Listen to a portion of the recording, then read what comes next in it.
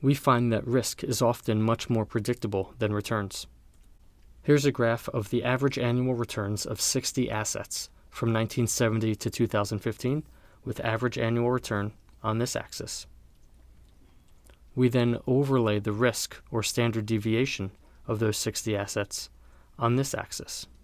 What we can see is that the very low end of risk, higher risk yields higher return. But very quickly, we get to a point right about here where average annual returns are actually equal. Yet risk increases over time.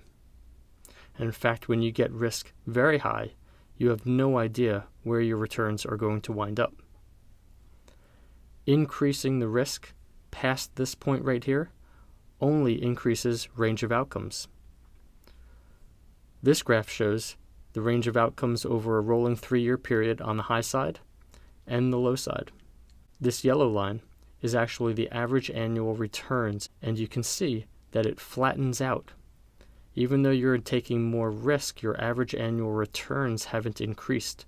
All that has increased is your range of upside and range of downside. Risk is much more constant than returns, and we can see that here. Here are rolling 10-year periods from 1970 to 2015. These red dots are 10-year periods for the S&P 500, while the purple dot is the 46-year average. Over 10-year periods, the returns are all over the board. The risk is fairly constant. And then we can see the 10-year periods for that diversified portfolio that we talk so much about. And here's the 46-year average. You can see that the average annual returns are similar to the S&P 500. The range of returns is much tighter than the S&P 500. Risk is much more constant than return. As an investor, you have a much greater ability to choose your level of risk than you do your level of returns.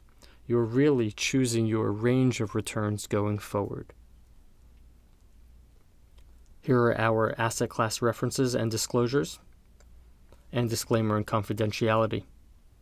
Please feel free to reach out to us to discuss this in more detail.